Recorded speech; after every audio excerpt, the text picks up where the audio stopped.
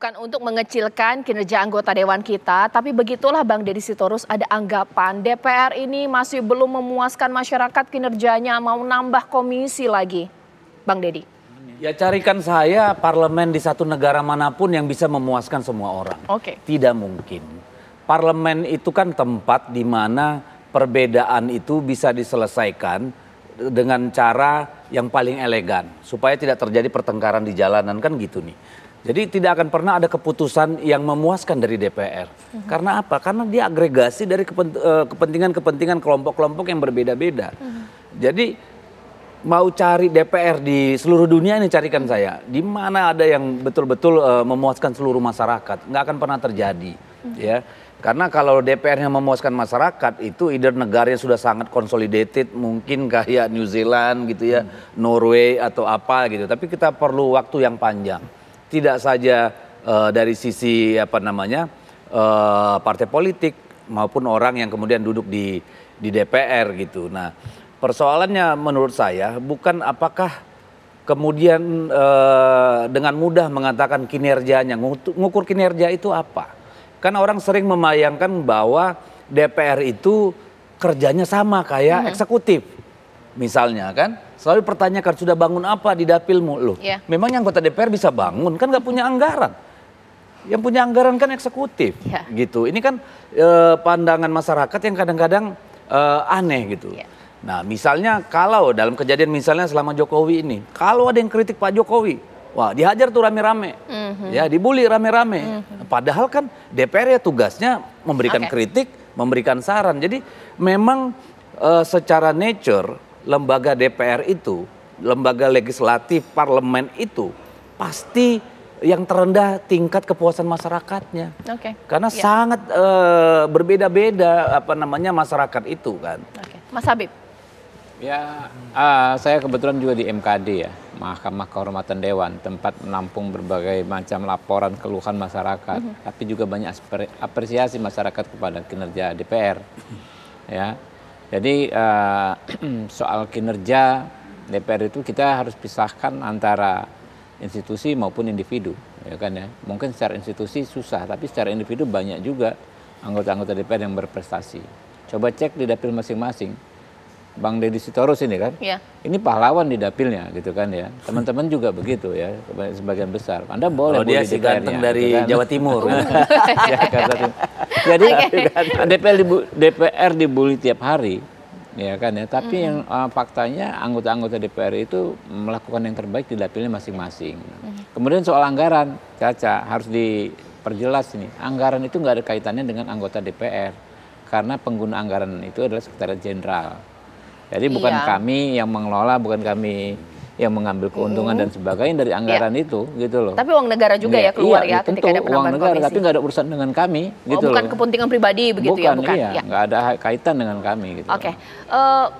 Bisa masuk nggak sih logika bahwa itu mungkin anggapan dari masyarakat, Bang Ray, bahwa kalau nambah komisi di DPR, sementara masih ada sedikit komplain-komplain dari masyarakat, untuk menambah kinerja. Itu bagaimana? Bahkan alasannya ya nambah kinerja, makanya ditambah. Bagaimana, Bang Ray? Saya tidak ingin menilai lah, kan survei sudah membuktikan tingkat rendahnya tingkat kepuasan publik kepada DPR.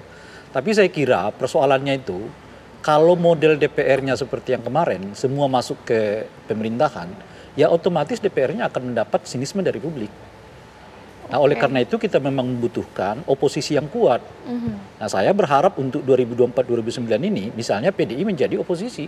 Karena setidaknya dalam 6 bulan ini PDIP mengoposisi Pak Jokowi, kelihatan tuh fungsinya DPR itu gitu. Yang terakhir ini kan Gerindra sama PDI Perjuangan mengatakan nggak setuju dengan rencana atau putusan Presiden soal ekspor pasir laut kan. Kan kelihatan tuh nggak jalan kan. Nah begitu juga soal UKT dahulu misalnya dan seterusnya gitu. Jadi artinya DPR itu akan kelihatan berfungsi justru ketika ada oposisi yang kuat terhadap pemerintah. Dalam hal ini ya kita berharap ada partai politik yang mengambil sikap oposisi itu, sehingga dengan begitu akan kelihatan tuh, karena oposisi itu akan kelihatannya ya di DPR. Gitu. Kalau pernyataan-pernyataan personal anggota DPR kan nggak begitu dilihat menurut saya gitu. Bang Doli, boleh diberikan tanggapan juga bahwa tingkat kepuasan masyarakat masih rendah terhadap DPR, apalagi kemudian nambah komisi, semuanya juga berkoalisi, Bang Doli? Ya, soal kinerja itu memang harus didetailkan ya. Harus kita lihat lebih rinci lagi. Apa ukuran-ukuran tentang kinerja itu. Dan kalau misalnya ya yang dihitung ada hal-hal atau banyak masalah yang kelihatan belum selesai. Ya memang DPR, legislatif gitu ya, parlemen itu tempatnya banyak masalah gitu. Jadi dan kalaupun hari ini masalah ada 5 selesai, itu kemudian pasti ada 50 masalah baru yang muncul gitu. Dan memang tugasnya DPR menyelesaikan masalah itu yang tidak akan pernah selesai-selesai selama bangsa dan negara ini masih terus membangun gitu. Nah, tapi kalau kita lihat ya per individu atau kemudian per AKD gitu ya, itu bisa dicek juga sejauh mana sebetulnya anggota-anggota DPR baik secara individu maupun kelembagaan bekerja atau tidak ya. Saya bisa mengatakan selama 5 tahun ini saya kira banyak sekali anggota DPR yang memang sungguh-sungguh serius melakukan pekerjaannya sebagai seorang anggota DPR ya. Baik itu untuk dapilnya, baik itu untuk bekerja di dalam tugasnya di AKD gitu ya, ataupun juga kemudian menyerap aspirasi umum dan kemudian menyuarakannya. Nah, apalagi kan memang parlemen itu namanya juga parlemen, the parle gitu ya. Memang tugasnya membicarakan, menyampaikan pesan-pesan masyarakat itu. Nah, jadi saya kira kalau ukuran kinerja itu dianggap apakah masalah nggak selesai-selesai, memang tugasnya menerima masalah dan menyelesaikan masalah yang pasti akan menimbulkan masalah baru gitu. Nah, kalau dilihat dari segi orangnya, ya memang nggak bisa digeneralisir ya. Kita harus lihat, memang betul kita juga mengakui mungkin tidak kemudian otomatis bahwa ada anggota DPR yang tidak punya masalah pribadi atau apa gitu. Itu ada gitu. Tapi nggak bisa kemudian generalisir bahwa itu disimpulkan bahwa kinerja DPR tidak baik. Tapi buat saya ya bagus saja tanggapan-tanggapan kemudian hasil-hasil survei itu akhirnya memotivasi lembaga DPR, anggota-anggota DPR ini untuk tambah serius bekerja ya, untuk tambah serius meningkatkan kinerjanya dari hari ke hari. Oke, kalau Mas Habib sendiri, jikalau memang nanti ada penambahan komisi, apakah perlu dikuatkan dengan undang-undang MD3 atau bagaimana logikanya, Bang? Boleh dijelaskan? Kalau MD3 menurut saya enggak ya. Di MD3 tuh masalahnya itu cuman memang di yang ada saat ini 575. Iya. Tapi padahal sudah nambah 5 orang menjadi 580. Hanya pasal itu yang memang perlu penyesuaian menurut saya. Tapi soal jumlah komisi, jumlah AKD itu tidak diatur secara detail di dalam undang-undang MD3. Paling ditatip. Tata tertib DPR mungkin itu bisa disesuaikan. Ya, oke. Nah, kalau untuk Bang Deddy sendiri, nah dengan adanya penambahan kursi nanti di komisi atau penambahan komisi di DPR, nanti kemudian siapa akan mengepalai nantinya? Ketika kita juga saat ini begitu ruwet dengan wacana yang nanti akan menjadi pemimpin dalam DPR ini, apakah partai pemenang legislatif atau bagaimana? Ya, saya kira itu nanti akan menjadi konsensus di dalam DPR sendiri ya. Bagaimana kemudian mendistribusikan posisi-posisi itu di antara partai-partai yang ada di dalam legislatif gitu. Dan itu tentu perlu tingkat kematangan dan kemauan untuk melakukan kolaborasi ya. Karena bagaimanapun kan begini. Yang menjadi korektor bagi kekuasaan, bagi eksekutif itu kan legislatif. Makanya kita kan tidak mengenal konsep oposisi itu. Karena check and balance pemerintah itu, eksekutif itu ada di lembaga legislatif. Beda dengan di parlemen. Di parlemen itu kan memang partai pemenang dan partai yang kemudian memilih menjadi oposan. Kan kira-kira seperti itu. Nah, dalam konteks ketatanegaraan kita, ini memang ada dualisme agak kecampur ini, kira-kira gitu. Menjadi aneh ketika misalnya partai yang berada dalam pemerintahan menyampaikan sikap kritis. Sebaliknya, kalau mendukung terus-menerus juga mendapat celaan dari masyarakat. Saya kira itu tergantung komitmen kedua belah pihak antara fungsi di kekuasaan eksekutif dengan fungsi di lembaga legislatif.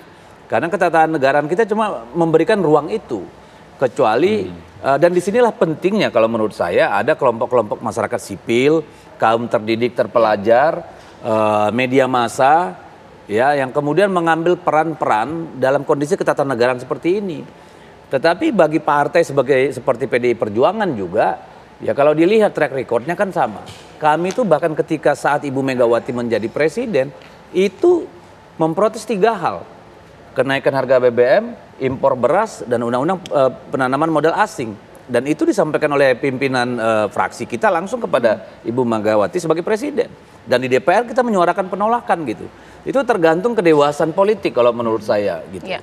Partai manapun pada akhirnya ketika harus mengambil pilihan antara mendengar suara publik atau hanya kepentingan kekuasaan sempit semata, pada akhirnya harus memilih jalan yang terkait dengan hajat hidupnya dalam jangka panjang. Oke, Bang Ray seperti apa? Soal yang mana ini kira-kira? Ini kalau misalnya kita melihat bahwa ditegaskan lagi, oke, memang kita akan ada penambahan komisi, tapi kalau semua kemudian satu suara, walaupun mungkin nanti PDIP menjadi ketuanya, tapi juga kita tidak tahu apakah nanti memilih di luar atau di dalam, tapi seakan-akan bahwa pun kalau misalnya ketuanya adalah DPR, PDIP belum tentu kemudian mengkritik pemerintah. Iya, oposisi itu kan tidak berarti semua hal dari pemerintah ditolak, nggak juga begitu. Ya kan, atau anggota DPR koalisi dengan pemerintah, nggak semua kemauan pemerintah juga diiyakan, enggak. Ya, oposisi itu artinya kalau para pemerintah berjalan sesuai dengan koridornya, ya kita tentu menyetujui. Sebaliknya kalau pemerintah berjalan tidak sesuai dengan koridor, ya harus diingatkan. Itulah fungsi oposisi. Nah, dalam konteks itulah oposisi menjadi penyuara. Sebab ada ketercanggungan di koalisinya partai pendukung ya untuk menyuarakan sesuatu yang berbeda itu. Jadi enggak semua hal yang dinyatakan oleh pemerintah lalu oposisi mengatakan apapun tolak yang bukan itu juga. Ini yang oposisi kadang-kadang memang agak orang miss gitu ya. Kita ini kan kalau selama 10 tahun Pak Jokowi ini ketika melakukan pengawasan DPR itu kepada menteri kan. Dan kita sering sangat keras.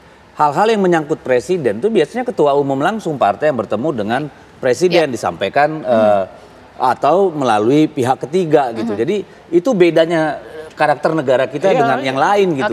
Bukan berarti selama 10 tahun kita nggak pernah koreksi Pak Jokowi dalam banyak hal sering kita lakukan. Ya, sesaat lagi pemirsa kita akan kembali bahwa ketika ada pemekaran untuk kursi di kabinet dan kemudian bersinergilah dengan pemekaran dengan komisi di DPR, pasti identik dengan bagi-bagi kekuasaan. Ini agak sulit kemudian kita tepis pemirsa. Apa jawaban dari anggota dewan kita sesaat lagi di Apa Kabar Indonesia Malam.